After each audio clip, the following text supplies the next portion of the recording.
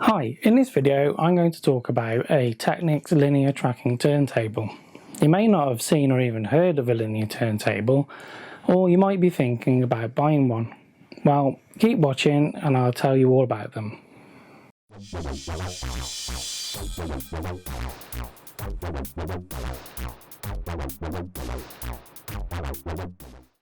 So before we take a look at that, let me tell you more about what a linear turntable actually is and how it works.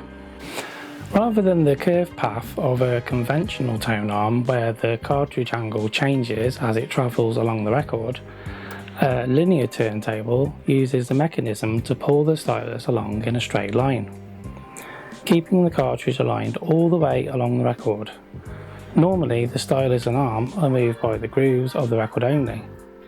The arm on a linear system is still free to pivot with the motion of the record and the grooves, but as soon as the sensor notices a misalignment between the arm and the groove, the arm will be moved to compensate and keep the stylus in line.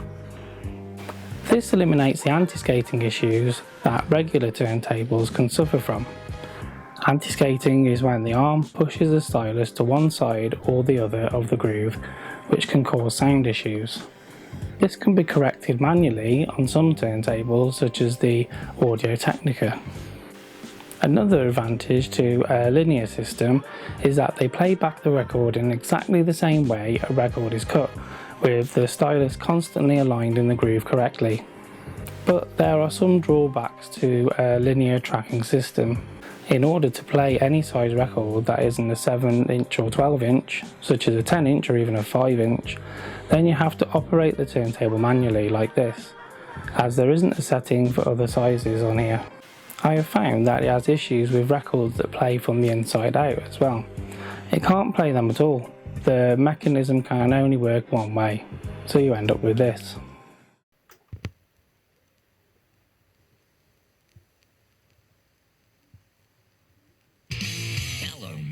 Meet the real me, and my misfits way of life. Dark black past is my black past is my black past is my black past is my. But these kinds of records are few and far between, so it isn't a massive issue. Some say that linear sounds better, others say there is no real difference. I'm not an audiophile, so all I can say is that it sounds good enough for my ears. Linear tracking dates back to the 1950s and went on to be manufactured by Technics, Sony and other big names of the time throughout the 70s and through their most popular time in the mid-80s. Unfortunately, they began to fall out of favour in the 90s.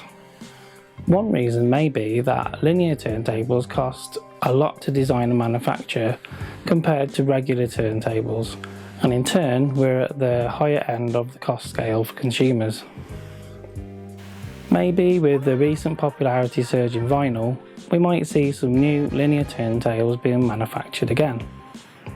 Okay, so on to my Technics SL-J11. When the turntable arrived, I unpacked it and plugged it in with a supplied lead.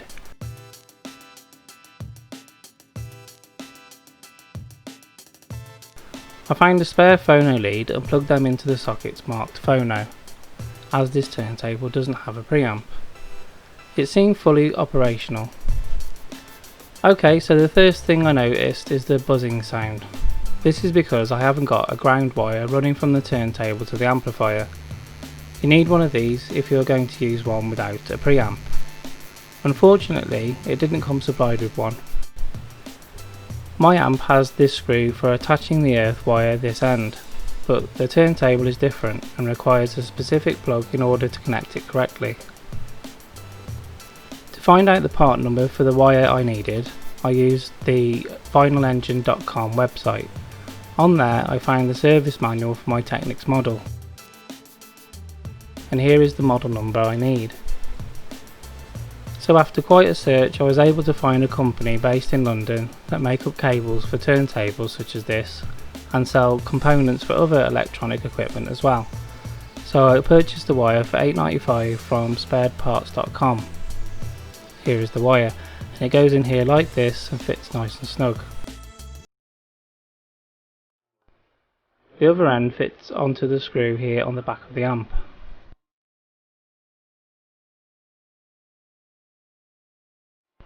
Now let's have a listen. Silence. Having played back a record, I could hear the sound quality wasn't great. I have a feeling the belt needs replacing and the stylus. It's best to replace these anyway if you are buying an old turntable, unless the seller has stated they have already done so. These are the parts that tend to wear out first over time. It's easy enough to replace the stylus. Just lift the lid right up, grip the cartridge and pull gently. Now just slot the new one in place and you are done.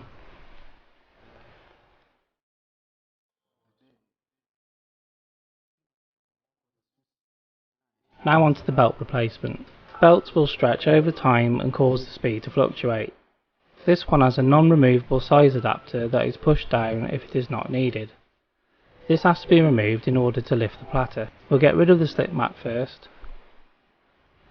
Now the adapter is fixed in with 3 clips, so I just need to unclip those with a small flat screwdriver, remove the spring and put those aside. Now I can lift the platter off.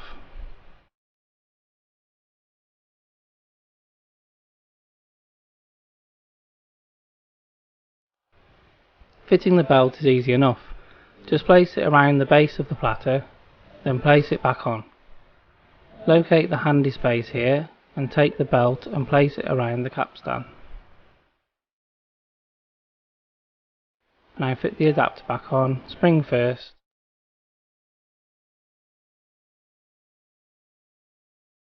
and with a little help from the screwdriver, the adapter will fit back in. Then the slip mat needs to be placed back on, and that's it. One thing that I've noticed is that when the arm moves across automatically, it is going too far, and moving past the start of the record on the 7-inch setting, like this.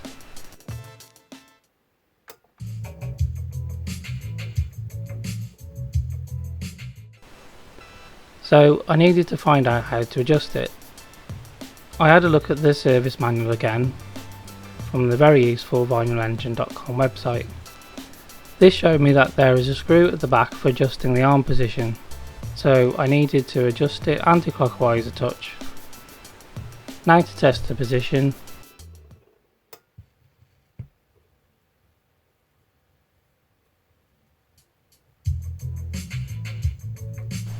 Much better.